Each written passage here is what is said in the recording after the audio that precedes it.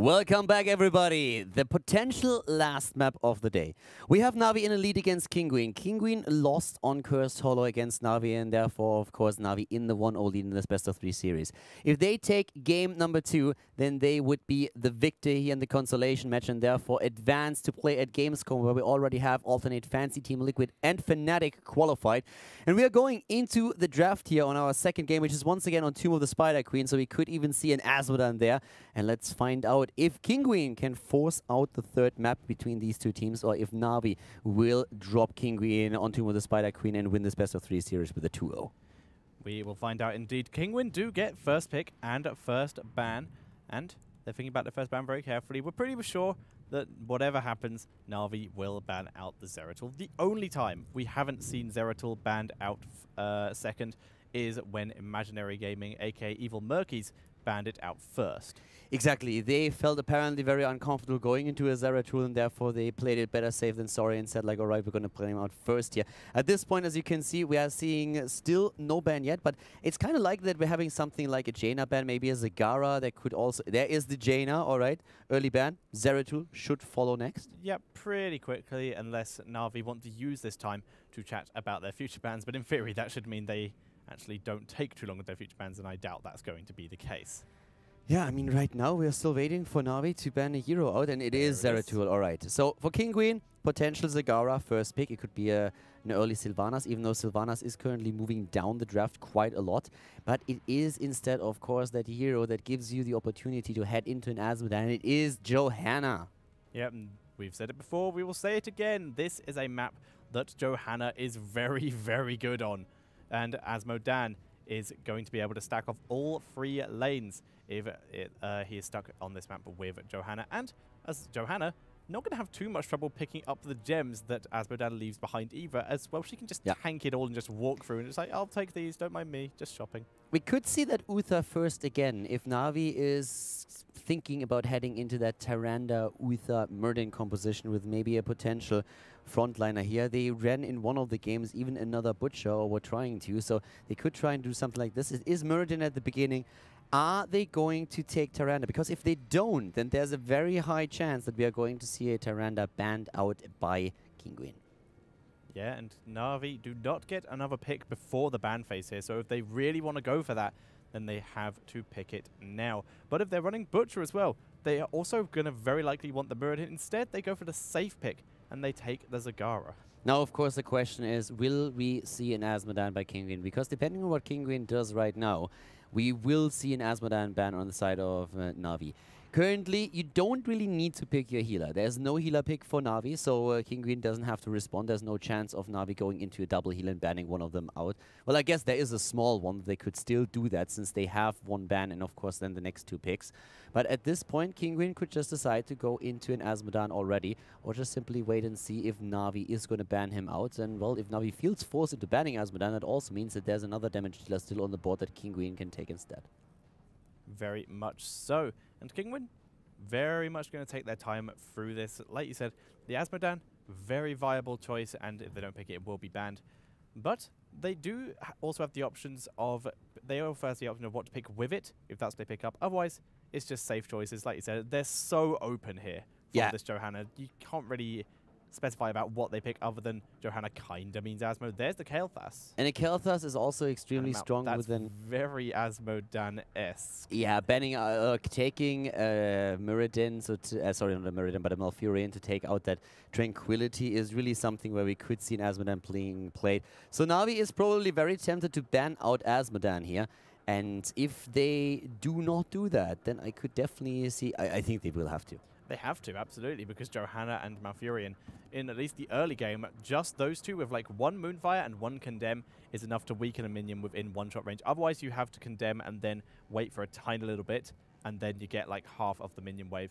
You can get a full minion wave each time if you combine those two together. And Kael'thas does also have a little bit of AoE damage of his own, so he can give a similar go to helping Asmodan stack if that's what they want to go for. So what else could NaVi ban it here other than... well, I don't know, maybe just more range damage, but they need that as well.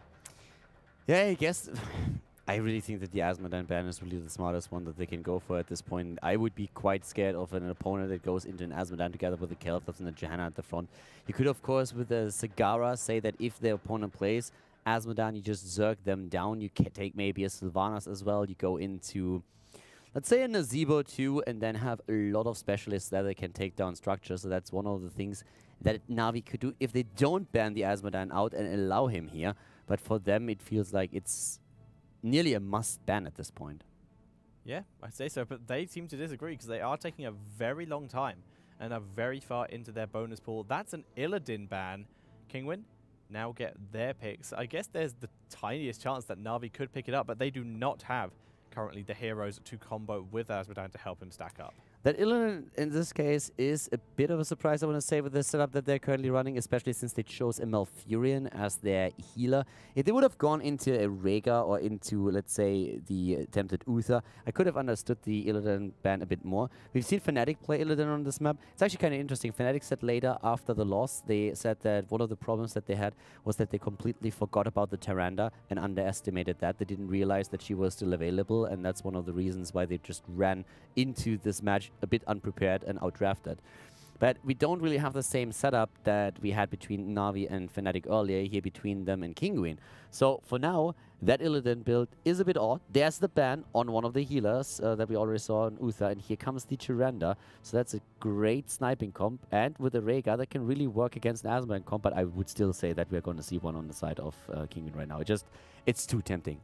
Yeah, I think we're definitely going to see an Asmodan comp. That's a lot of healing and a lot of tankiness on the side of Navi to maybe block out those late game shots coming in from the Asmodan, but I was quite expecting them to go with what you said earlier and go with, say, the Nazeebo and the Nazeebo, sorry, and the Sylvanas to just get that kind of push in so that they can try and end the game a bit earlier. What they do with this, though, is, to be honest, like an Asmodan, you can still take him here, but it's also a bit of a gamble since you already know that your opponent is, first of all, having good vision on the map thanks to the creep tumors. And then again, they also have this roaming squad with a Tyrande and a Muradin that can really throw you off when you're trying to jump between two lanes with Asmodan and Johanna to get those stacks in. So it makes it a bit more difficult. You don't even have to stack all that hard on this map, on the other hand, though. We've seen ADRD delayed a bit and trying to participate in more team fights in another match, not really putting the full focus on here. They say, I feel with the second tank, they need to go into an Asmodan. Yeah, they have a noob, so they have that frontline protection. They couldn't go in a Nazeebo. They have other options, of course, but it's just so tempting with the lineup that they're running here. It's how much do they really want it? They've hinted to it the entire time with these picks. The Malfurion and the Johanna are very telling of an Asmodan in this situation.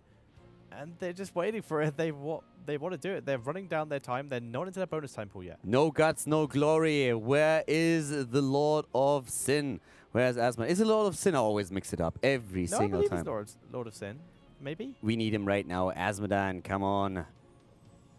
No guts, no glory. I mean, at this point, they have such a tanky front line. They can use an Asmodan, but they can also just like chicken out and say, okay, we're going to use something else as damage. There's still an opportunity to go into a Nazeebo, a Sylvanas, a Vala even. Like, they have still a lot of options what they could throw in as a second damage dealer. They don't have to play Asmodan, but it's just so tempting. It is so tempting indeed. They have 10 seconds remaining to pick their hero. Is it going to be Asmodan? And it's Tassadar. Tassadar again with the vision against Zagara, additional sustain. Where is that damage coming from in the early game? I just don't see it. There is a Kael'thas who can be great after level 16. The Tassadar helps out, that's definitely true. But they do have a lot of chain CC. Root and free stuns is pretty nice. Yeah, I have to admit that I'm not really a big fan of that pick. I can understand the reasoning behind it regarding Zagara, also regarding, of course, the attempt to control the two turn-in spots here and really try to get the vision, and Oracle is very good for that, especially with Mental Acuity. But if I look at that draft and now that pick that we see on Vala, Personally, I think that we have a much better draft for Na'Vi. I really don't like that Kinguin draft too much. I don't think it's too strong, but that's only my personal opinion there. And then again, Kinguin is usually quite strong on Tomb of the Spider Queen, but I definitely expected something different than Tassadar as the last pick, to be honest with you. Yeah, I would have agreed. I think any kind of extra damage would have been a bit better for them. Tassadar, it's the same situation we saw last time with... You can't rely on Kael'thas to do that damage. Yeah. Like you said, the early game damage of Tassadar is pretty subpar. And you have another issue here. One of the reasons why you can go into a Tassadar against the Zagara, I mean, we've been harping on this the last few days, is just that you can clear those creep tumors. But you have a Malfurion already. Yeah, Malfurion can Moonfire. spam that Moonfire the entire time. And if you know what you're doing, and if you're playing on this level, you know exactly where those creep tumors are, even if Zagara goes into endless creep on level 7. And then you should be able to take those creep tumors out. Tassadar gives you vision of the 2 turn-in spots when you use the Oracle, but I don't feel it for them. I have to say that I'm a little bit scared for them right now because I think that their draft is weaker than what we see from Na'Vi. I think it's definitely weaker in the early game. They need to survive late game. This is a map that lends itself to the late game quite a lot. But the question is, how close can they stay getting to that late game? And that's going to be their issue. We have at the beginning, of course, Tyrande and Muradin, very dangerous here, especially with Vala that can jump in for additional damage here too. So they have to be very, very careful with this. A lot of the heroes have some escapes, but especially when you look at Malfurion, he's going to have quite a bit of trouble. Kael'thas, if he's being attacked, can only use the Gravity Lapse, and that's already it. So when it comes to that, we have a lot of lockdown here, a lot of stuns, a lot of damage on the side of Na'Vi. And they are already in the lead, so the pressure is going to be on Kinguin right now. Tomb of the Spider Queen is a great map, and it's a map where control is very important, but that's again where Zagara for Na'Vi comes into play. The map has started, so we're going to jump into our match here to find out which team is going to take game number 2. And currently starting to the left side of the map, we have Johanna being played by Nurok. Snow is on Tassadar, as already mentioned, in Vidum on Kael'thas here. We have Get Amherd on Nubarak and Nebse on Malfurion. To the right side of the map, it is Na'Vi with Eternal on Vala, Shwimpy on Tyrande, seeing Zagara played by JPL in this case, Alex the Pro G on Muradin, and it is of course Splendor on the support again, playing Rega in this game. We are seeing the full auto-attack Vala, or at least the start of a full auto-attack Vala with that Rancor talent at level 1, getting that extra attack speed with your stacks of hatred. And if you can continuously attack someone like those warriors who are charging into your backline, then you can seriously get some amazing damage done, especially when you get Giant Killer. No talent yet on Anubarak. In the same time, Anubarak at the bot lane facing off against Zagara. We're seeing in the mid lane most of them jumping around, and there is the Beetle going into the Beetle build. No regeneration stuff, which is a great talent on this map to take. It's a great talent in general, but on this map in particular because you get so many additional globes. Yeah, this is one of the maps I think I've seen the most stacks on. Yeah. When it comes to the Regeneration Masters, it is very cool indeed. But again, Tassadar also not going for globes, instead going for the Cyan Fusion on his Psy Storm instead of the Conjurer's Pursuit. I have to admit though that Cyan Fusion on this map is absolutely gigantic. I love it, since if you have the Web Weavers in particular, then you can just get so much mana out of every single storm that you hit out there. But yeah, I'm very curious to see how this game is going to end now. For now, I mean, this is really going to be tricky. What can Muradin and Tyrande, what can they do in the early game? They've been annoying already. Good move there on the side of Johanna, using that trade to dodge the stun on the Stormlord. Yeah, beautiful Iron Skin there. Axpro-D looking for Nebse, but you can see that the Rock is here, and it might not be worth going for that kind of early engagement. Instead, just throw out a couple auto attacks, and they're going to back up, height Nurok a bit. There's a bit of a stun onto JPL, but with that Hunter Killer, Gunherd is going to be pushed back. In comes Avidium, though, for the follow-up stun. Living Bomb, it gets the double one off. JPL's trying to pull out. Oh, dodges the gravity, takes the Flame Strike. Will he get out? No, there's the knock-up, and down he goes. Yeah, abandoned completely by the rest of his team. No chance for him to do anything here. Shwimpy already heading back. Very good kill, actually, on the side of Kinguin. And them getting the first kill in the game is impressive, considering that we're having this sniper squad for Na'Vi. Yeah, we did talk about the whole stun combo. They do have a lot of stuns available for Kinguin. It's just the question of the big team fights. They can definitely get picks, due to the fact that any CC train can probably get a pick. If you hold them still long enough, they will eventually fall over. Yeah, kinda. I mean, Alex the Prog is currently over here, Eternal together with Schwimpy. They're still waiting for an opportunity to drop somebody. Manticore taken on level 4 now.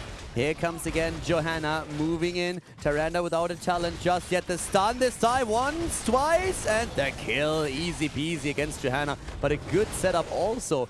Threatening Muradin, who has to jump out and go back to base. Hunter's Mark on a Hunter's Mark and Valor auto-attacking the target who has been vulnerable is so much damage when she's gone for that full auto-attack build. It is absolutely lovely. However, right now, the level lead is in favor of Na'Vi, despite, like you said, the first block going over and the kill count being even. Na'Vi has done a bit of a better job soaking those lanes. They're trying to turn in the gems, and so far only Kinguin has been able to do so, but the bot lane is still being pressured here, and JPL is trying to do his best to first of all push, get back, and then also go straight for the tower here. But we have still the attempt to turn it up at the top, and that also relieves Zagara from a bit of the pressure. Nice shield glare there, and the flame strike a bit unnecessary because they were already moving away because of the shield glare. But either way, it is delayed. Tastar having to dimensional shift to get away from this turn area. Splendor won't get his turn there. There's another shield glare coming in from Nurok. We have a lot of action on the map. Up at the top, it's more about the turn into the bot lane. This is where Zagara is still pushing. They're pushing Nurok back for now. They're trying to turn in again. They did not turn in a single gem. So far, Kingu is doing exceptionally well, trying to deny the objectives to their opponent. Finally, a few turned in, but only 7. And a rotation from Nepsa to the bot lane, since Gat did already lose the first tower. And they did try to make sure that the second one would not fall to. Yeah, but all that really did was just give JPL an excuse to go back and grab a fountain for mana. Because he was like, oh, well, I can't push forever, I have no mana. And then it was like, oh, okay, I'm being ganked. I guess I'll go get mana then. Yeah, and the mana is being used for another Hydralisk, and Gat is again very, very low. Yeah, he's having to back away from this. His shield can only block so many hits from that thing. So he has to back away from it. Iridium coming in, trying to get some damage off and helping clear the way. Shrimpy with an attempt to move down to the bot lane. Gat is still there with an attempted stun. JPL has currently 10 gems on his own. 28 by now turned in for Team Na'Vi. So they are catching up when it comes to the objective count. But we still have a lot of gems for them. 46. They definitely have more than their opponent. And Gat is so low, but he can't really go back. That's his big problem. If he does, he abandons the lane. Yeah, he can't abandon the lane. He needs to be gaining those XP. There is the first Web Weavers. They're going over to Team Na'Vi. And JPL just coming back to lane, replacing any creep tumors that died, and is going to continue pushing. And he does a very, very good job at that. Up in the mid lane there we have still the deep push attempt of Kinguin. At the top it's Tassadar versus Splendor. It's still 37 gems for Kinguin and also for Na'Vi. Even though they just turned in, they have the same gem count that their opponent. Yeah, they do indeed. Gernhard looking to try and help defend here. He has Infinium and Nebsa with him. No one to really engage upon here. And there's the Hunter Killer doing a lot of damage. He takes the wave from the Web Weaver. And that really forces him to back up because it does do a lot of damage. Also, Decha, another thing, we have a Mule taken on Tassadar instead of the static charge, so that's even less damage to Tassadar, and the team has now available. No. Great stun here, by the way, in the backline. Alex moving in, the kill against Malfurion. Gat is low, jumps away. Alex will have a cooldown in just a few seconds, goes already for the Thunderclap. Here comes the stun, Kel'Thas. He is getting dropped by Tyrande. Great kills here for Na'Vi. Oh, the owl! It got Gernhard in the base. The owl flies in and just sniped him as he was trying to be. He got dropped so low by Valor, and he thought he was out. You don't get out against Na'Vi. You don't get out, you get owled. Hey, I see what you did there. They're gonna go. They're gonna go and push the mid lane now, as that Web Weaver will finally die. And the turn-ins will be respawning in 7 seconds, and they can get rid of the 58 gems they have gathered during all of this. And that's way more than they would need, and they already have 28 in already. But again, where is the damage coming from? Only Kel'Thas, nothing else. Level 9 now, no static charge. That is so good, especially when you combo it with the Archon, but they can't do that now. So if you compare the damage output of the two teams, Na'Vi is just so far ahead. They are indeed, and they're just keeping control here. And I got the teams wrong, by the way. They're saying that they had 28 in. That is, in fact, going to be Kinguin, who have 28 gems in and can't turn in the rest of their 58 gems, despite Nurok the tank who needs to be in the front line, having 37. If he was to die, it would be a disaster. And again, the attempt to turn in here. We have already the first fort down. Everybody moving over there. They're trying to get a kill in, maybe against the stun, the second one. Oh. But great dimensional shift. They're hammering that hotkey and making sure that he gets away for now. Yeah, the split second he had between stuns was enough to make him immune and allow him to get out of that situation. Just to give you a bit of an idea, Vala has now more hero damage than 4 heroes actually, on the side of the opponent's team. Vala alone. That is what, to combined? Yes. That is a lot of damage. That is a lot of damage indeed.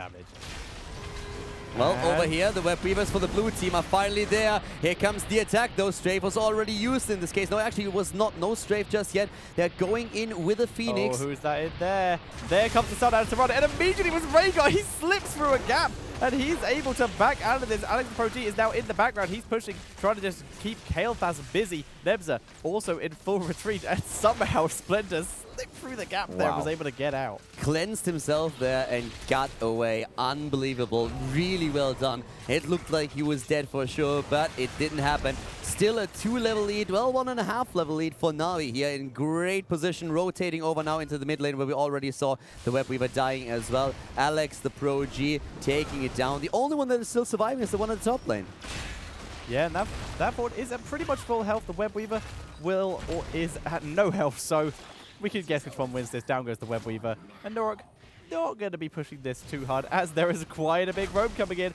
Iron Skin used, but it only lasts for a certain amount of time. Where's the stun? Nope, mistiming it.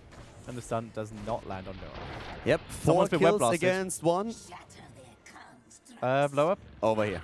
There we go. Who is that in there? I think that's Kale. No, it's Zagara. She gets knocked up. And this may be the first kill. The second kill. Down goes Zagara. Very nice here by Kinguin. And they're going to continue to push this in, but Alex Pro G is already way out of there. There's also a lot of gems that they just lost. So in this case, this must be quite annoying. They need to turn in again. Navi has still a solid lead, but they need to be careful because right now they're getting picked off the map. This is a very solid kill here. Zagara apparently a bit too far out, overextending. I think she was just trying to turn in and just Gurdenherd just spotted them and was like, probably, okay. Yeah. And just hoped his team would get there in time. Yeah, well, for now it worked out for them, but the blue Web Weavers are descending again. They get 2 after another. That is actually, like, Navi should have been able to turn in again. This is very well done by Kinguin, but from Navi's point of view, this is a bit of a misstep there. Yeah, they should have been able to either turn in themselves or at least deny the turn-in of Kinguin.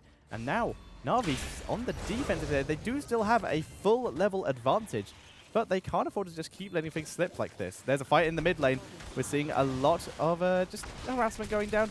Everyone looked like there was going to be an engagement from Johanna, but nothing really came of it. And Navi had actually even a situation where they were 1 hero ahead a bit earlier, and even in that, they could not turn in those gems. Good deep push at the mid lane. Now they have to rotate somebody top, and it looks like Rhaegar is going to help out here. The rest of the team moves down to the bot lane. And even with the second Web Weaver wave, we don't see a fort fallen just yet, but they might be able to get this one. There's the Web Blast used onto the backline. The Maw, though, is going to prevent this, and the Web Blast expires first. Nice Blessed Shield, though, from the Johanna. Does buy them some time, but the Baelix do so much. Down goes Kael'thas. The strafe is interrupted, but we see the Johanna drop as well. Gurdenherd in full retreat, but Eternal just giving chase right now, and he does get bonus movement speed from Hatred. Down goes the Malfurion. Wow. Snow and Gurdenherd will be able to get out, but that Vala is just, you leave her alone and she just hits. You can't run from her because she will just kill you. 3 heroes taken out, and therefore we have 7 kills against 2. Level 14 versus level 13. They can turn in the few remaining gems now. When it comes to damage, we have 27,000 for Vala. She still has more damage as Johanna, Kael'thas, and Anubarak combined. Could even throw in also Malfurion for good measure. Where's the damage coming from? Right now, nowhere. The only kills that they got were isolation kills. Yeah, they need to get that level 16, and they're still 3 levels away from it, so Kael'thas not going to be getting anything. Like I said, they're relying on Kael'thas too much, and they, like you said, they took a Mule instead of the static charge on the Tassadar, so right now they're trying to play defensively, and they've given away 5 more kills than they've got from the enemy. Here comes the Web Weaver starting to move in. Of course, the Phoenix trying to prevent this already. 76 gems, by the way, that we're still seeing for Team Navi. That means that they can turn in immediately again if they don't lose any. And let's face it, this fort is not going to make it. Yeah, that Mule immediately getting stunned up and will just get taken down.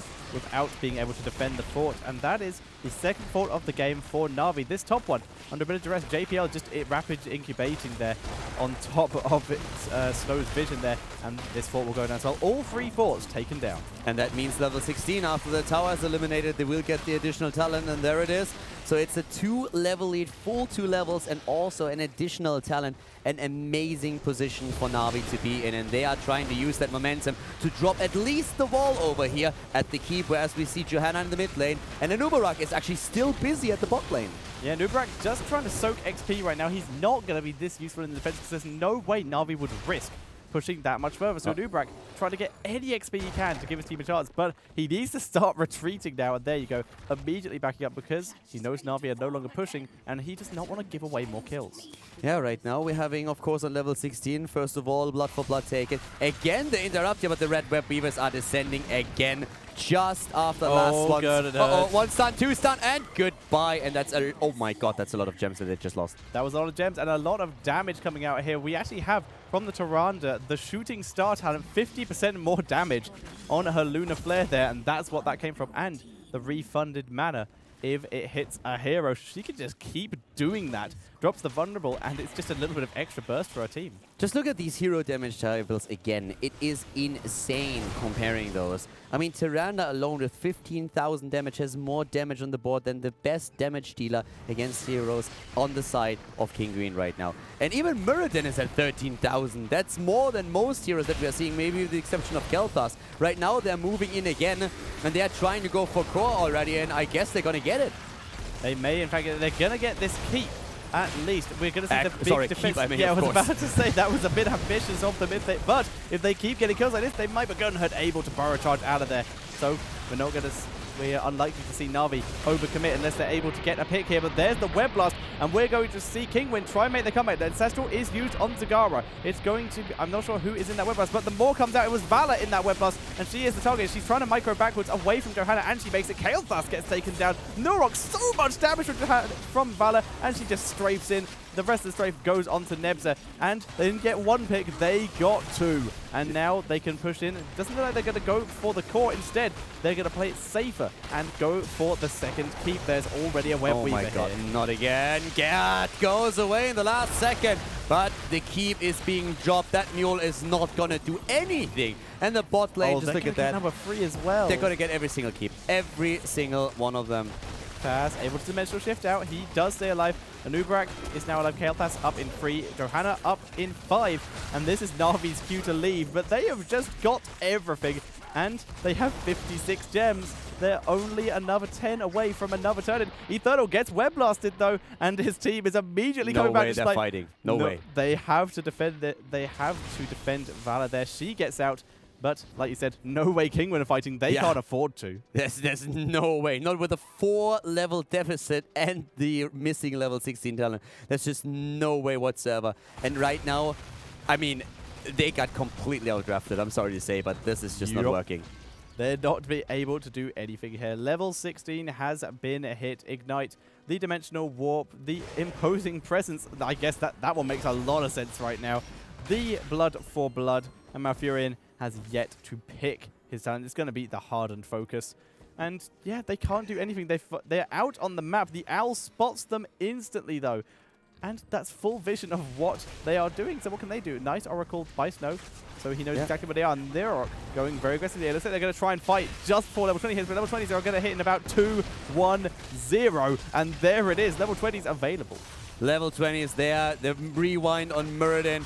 Double Bolt of the Storm already, and they are already trying to chase Gerd again, and Gerd is on the back foot here.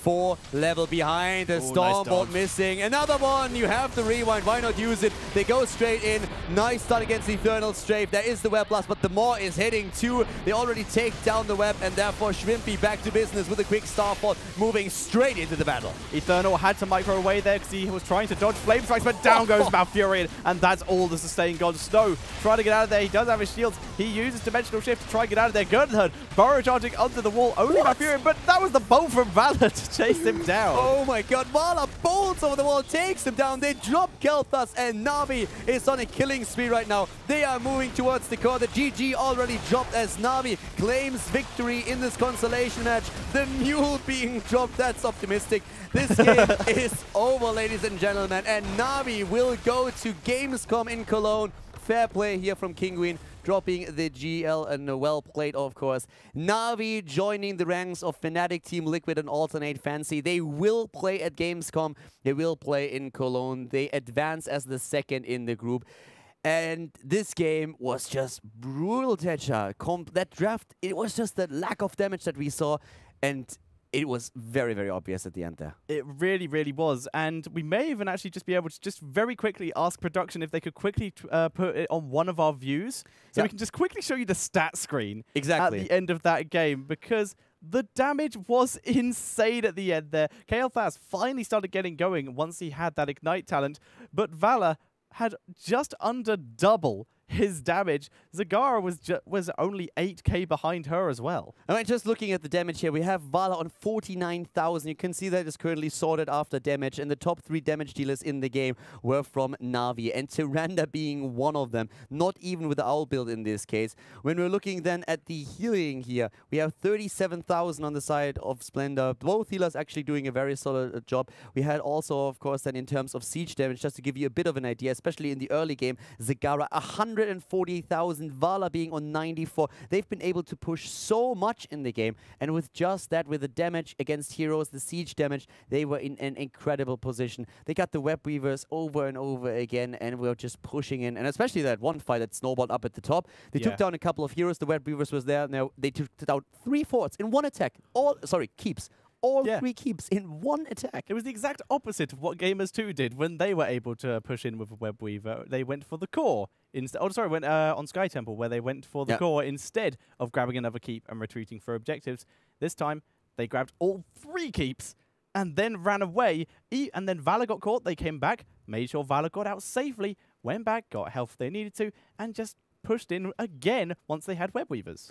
So guys, we know exactly the 4 teams that go to Cologne, to Gamescom, to the finals, and I have to admit that all 4 of them are amazing. Team Liquid, they are the best team in Europe right now, without a doubt. But we have the new lineup of Fnatic that showed just amazing games today, and they are there to attack the throne. They want Team Liquid. They might be exactly the team that we need to take the Spaniards down, but this is going to be an epic battle, and we're going to see it at Gamescom. Navi, on the other hand, of course, they had changes here too. They lost Breeze, they picked up Alex the Pro G, and they played well today. They had a very solid performance against Kinguin, against Fnatic. It was close. They're going to be at Gamescom as well. And Alternate Fancy, a very aggressive team, is also going to be playing there. Yeah. If I had to call out a wild card, I would say it is Team Alternate Fantasy, because they will bring in the interesting picks. We saw it. We saw the Thrall come in, and they will just pull stuff out like that. Like you said, they were one of the teams that really picked up on that Muradin Tyrande first. Like you said, very aggressive.